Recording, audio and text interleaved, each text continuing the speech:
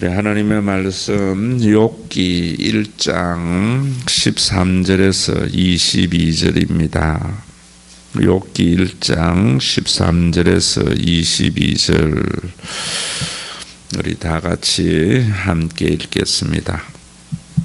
하루는 욥의 자녀들이 그 맏아들의 집에서 음식을 먹으며 포도주를 마실 때에 사환이 욥에 나와서 아르되 소는 밭을 갈고 나귀는 그 곁에서 풀을 먹는데 서바 사람이 갑자기 이르러 그것들을 빼앗고 칼로 종들을 죽였나이다.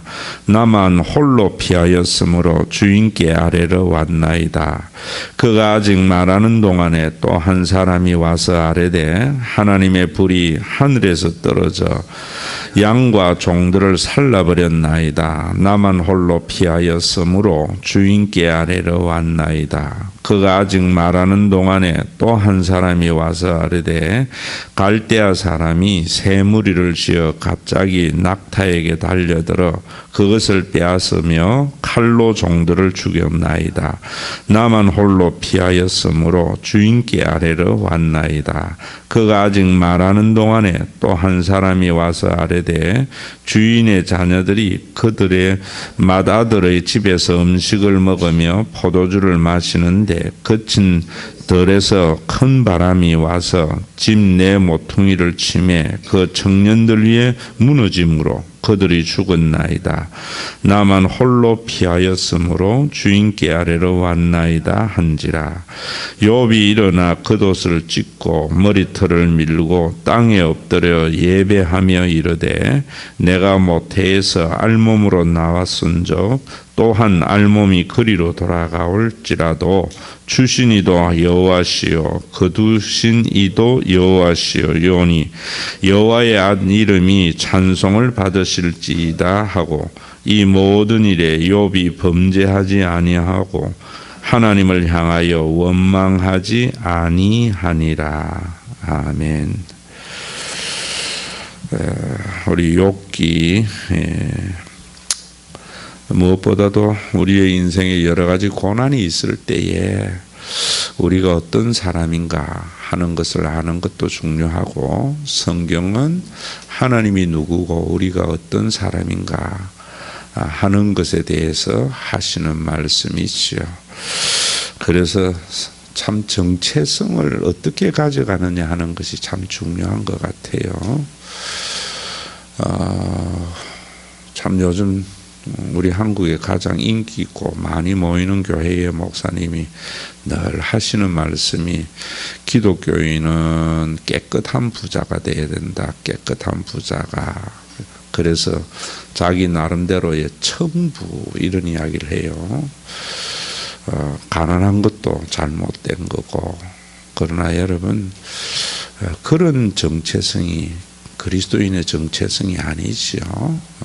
그래서 참 우리 시대에 부정한 재물을 가지고 부자가 되는 사람이 많으니까 그 말이 굉장히 사람들에게 인기가 있는 것 같고 또 마치 그래야 되는 것 같은 생각을 가지고 있어요. 우리 그리스도인들은 그거보다 한 걸음 더 나아가야 됩니다. 청지기가 돼야 돼요.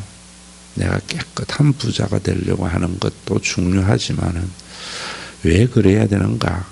어쩌면 욥기는 우리가 청지기로서의 삶을 살아가는 영적인 전쟁의 승리를 말하는 하나님의 말씀입니다.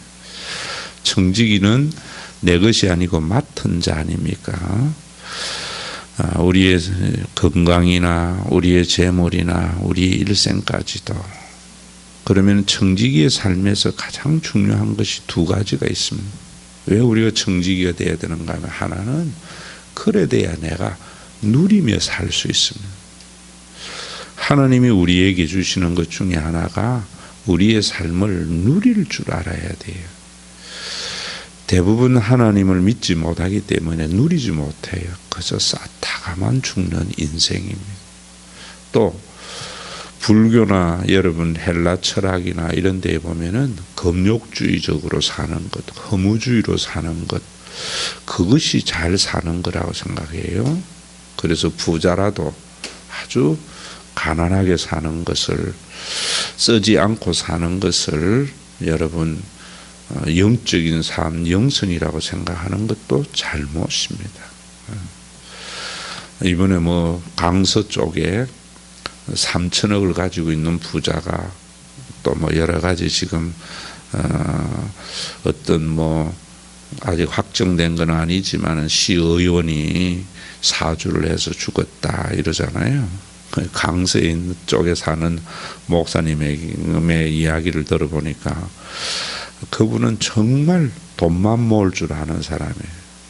그래서 아내나 자식들이 남편과 아버지가 죽었는데 오히려 좋아한다는 거예요. 왜냐하면 그동안 돈을 한 푼도 안 쓰고 뭐 이러니까 이제 그때부터 신나겠어 지금 되었다는 이야기. 물론 그 사람은 내가 볼 때 악하게 벌었어요. 청부는 아니에요. 그러나 얼마나 불행한 인생입니까? 얼마나. 욥기를 보면서 저는 그런 생각을 합니다. 정말 오늘 하루도 여러분 가지지 못한 것을 애달러할 필요도 없고요. 하나님이 주신 오늘 하루에서 우리가 누리며 살 줄 알아야 돼요. 두 번째로는 나 혼자 누리는 것이 아니라 나누며 사는 삶. 저는 그것이 청지기의 삶이다. 청지기는 하나님을 절대적으로 신뢰하는 삶이거든요. 오늘 우리 욥기를 1장에서 쭉 보면은 영적인 전쟁을 우리가 볼 수 있지 않습니까? 우리는 자꾸 도깨비 신앙을 가지고 사탄이 우리로 하여금 여러 가지 괴롭히는 것만 생각하는데 하나님과 사탄과의 영적인 전쟁은 사람을 두고 일으키는 겁니다. 우리가 누구를 신뢰하느냐 이 전쟁이에요. 누구를. 우리가 이 모든 일들을 통해서 욥기에서는 하나님을 전적으로 신뢰하고 하나님을 경외하는 사람이 되기를 바라는 거예요. 끊임없이 제가 여러분들에게 말하잖아요. 하나님을 경외하는 것은 성경에 보면 뭔가 뭐 만일 할렐루야 뭐 목사님들 중에 그런 분이 있더라고요. 전화만 하면 그저 할렐루야 할렐루야 입에 달아. 특히 부흥사들이 또 찬송하고 여러분 그런 외형적인 것이 그러니까 주변에서 제가 들을 때에도 참 저 목사님 어째저래 맨날 저럴 수 있나. 전화만 하면 들면서 할렐루야로 시작하거든요. 또 무슨 소리만 하면 할렐루야 할렐루야. 그런 것이 하나님을 경외함인가. 여러분 제가 이야기했지 않습니까? 아브라함이나 그 다음에 십부라나 성경에 보면 하나님을 경외하는 것은 사람의 생명을 존중히 여기는 것이다 라고 말을 했잖아요. 우리가 욥기에서 하나님을 참되게 경외하는 것은 그러한 삶을 통해서 이 세상에 하나님의 나라가 이루어지게 하는 것이 하나님의 참된 자녀이거든요. 우리가 그런 삶을 살아가지 못하도록 사단은 우리에게 여러 가지로 시험을 하고 유혹을 하지 않습니까? 1장에서 보면 욥은 정말 온전하였습니다. 좋은 아내가 있었고 7명의 아들과 3명의 딸이 있었고 재산이 또 얼마나 깨끗한 재산이 많았으며 가족의 우애도 참 좋았지요. 맏아들이나 생일이 잔치가 되면은 모든 자녀들이 함께 모여서 축하해주고 또 그런 거 마치고 나면은 혹시나 그런 유흥 끝에 마음이 재물에 빼앗겼을까봐 욥은 자식들 위해서 예배를 드리고 제사를 드려서 깨끗함을 이루어 나가는 그런 모습들. 그런 모습 속에 사탄이 와서 그런 이야기 하잖아요. 하나님께서 자기의 소유된 욥의 모습을 통해서 정말 하나님이 원하시는 세상을 말하려고 할 때에 네가 다니면서 세상을 두루 봤느냐, 욥을 봤느냐, 욥의 경건을 봤느냐 하니까 사탄이 뭐라 그래요? 까닭 없이 욥이 하나님을 섬기겠습니까? 이러니까 하나님께서 시험하시죠. 유혹이 아닙니다. 시험입니다. 사탄은 우리를 유혹하고 하나님은 우리를 테스트해요. 왜? 우리의 진정한 믿음이 있을 때 진정한 하나님의 백성이 되고 진정한 누림이 있기 때문입니다. 그래서 하나님의 시험이 뭐냐면은 욥에게 모든 것을 빼앗아갈지라도 생명은 건드리지 마라. 이런 테스트가 시작이 됐죠. 오늘도 저와 여러분들이 세상에 살면서요, 저는 그런 생각이에요.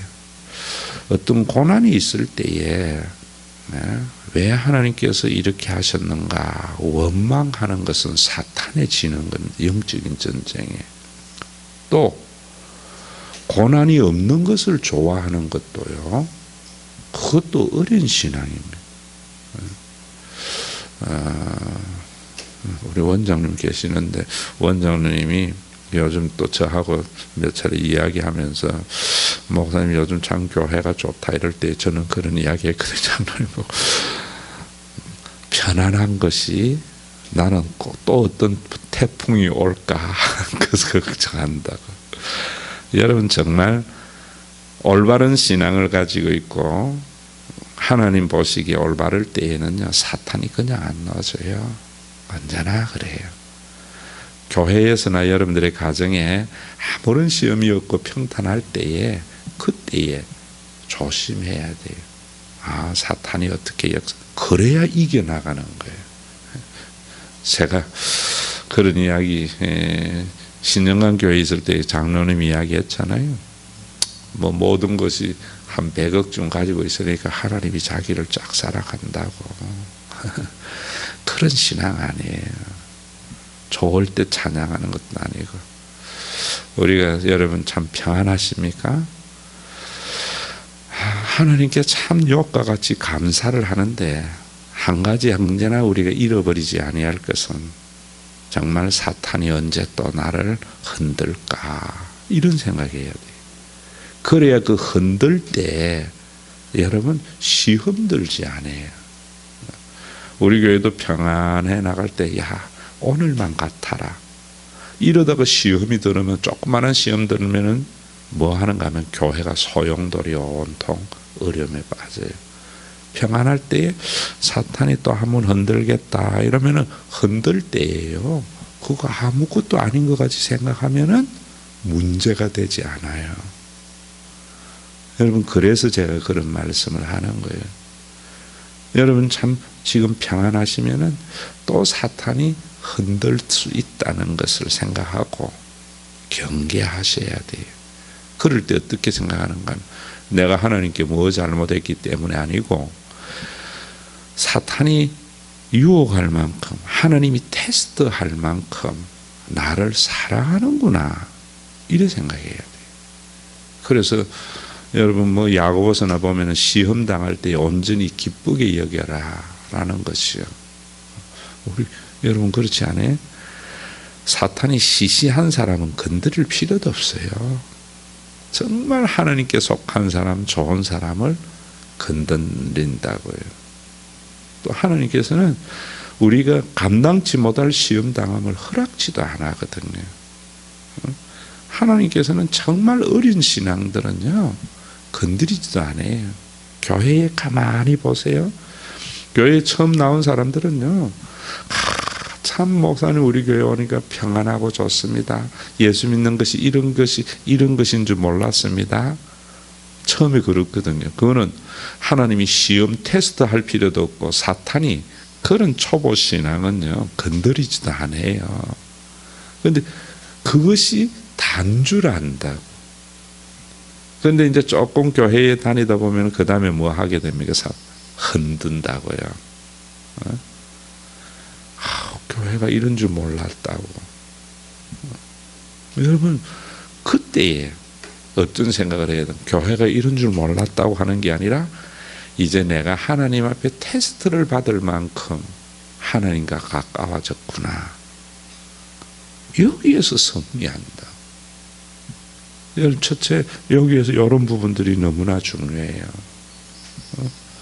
그래서 사탄이 욥을 흔들어서 오늘 뭐 읽어보니까 재물이 다 날아가잖아요. 양과 낙타, 소 다. 참 어떨 때 인생이 그런 것 같아요. 하나 오면은 그 다음에 쓰나미 같이 밀려오는 것이 우리의 인생입니다. 왜? 유기적인 관계이기 때문에 그래요. 하나가 풀리면 또 다 풀리는 것이 인생이고요. 끊임없이 올 때에 욥이 그런 이야기하잖아요. 주신 이도 하나님이시요 취하여 가신 이도 하나님이시기 때문에 그런 일들 때문에 범죄하지 않고 하나님을 원망하지 않고 하나님을 찬양한다. 내가 알몸으로 왔기 때문에 알몸으로 돌아갈지라도 하나님께서 주신 것이다 라는 이러한 신앙의 고백을 해요. 우리가 첫째는 그 신앙의 고백이 참 중요합니다. 모든 것이 하나님께로 왔으니 하나님의 것이다. 내가 빈손으로 가는 것이다 라는 신앙. 그러나 이 정도에 머물러 있어서는 안 되지. 여기에 이제 계속 보면은 그보다 더 깊은 신앙을 요구하는 것입니다. 오늘도 우리가 1차적으로 요건 생각하자. 내가 너무 편안하거든. 사탄이 나를 건드릴 필요도 없는 약한 자이구나. 평안할 때에 또 어떻게 건드릴 것인가 라는 생각을 해서 건드릴 때에 그런 생각을 하면 절대로 여러분 시험에 들지 않아요. 또 그렇게 생각하면 그 시험을 이겨나가요. 사람은요 문제를 크게 보기 때문에 문제예요. 옛날에 우리 속담도 있었잖아요. 그런 거 안 했나? 우리 어릴 땐 도깨비 이야기 참 많이 했어요. 도깨비 밤에 일어가다가 이제 나중에 밤새도록 씨름하고 나무에 걸어놨더니 아침에 자고 보니까 뭐였다고요? 빗자루 몽덩이였다고 그런 이야기를 하는데 씨름할 때 그런 이야기 하잖아요. 도깨비는 어떻게 해야 된다고요? 내려다보면 한없이 작아지고 쳐다보면 한없이 하늘만큼 크게 보이는 게 도깨비다. 옛날에 우리 어른들이요 지어낸 이야기지만은 굉장히 지혜로운 본이라고 나는 생각해요. 그게 뭐냐면 문제를 아무것도 아니게 보면 아무것도 아닌데 문제를 크게 보면은 한없이 커져서 우리를 삼킨다는 이야기거든요. 그 이야기가 여러분 세상의 일반적인 살아온 어른들의 지혜도 그 정도 지혜는 되어져요. 첫째는 오늘 이 욥기를 보면서 세상적인 지혜로 가지고 여러분들에게 말씀을 드리는 것은요. 문제를 문제시 삼지 마세요. 절대로. 인생의 어디에나 문제나 있습니다. 그래서 어른들이 보면은 잘 요동하지 않잖아요.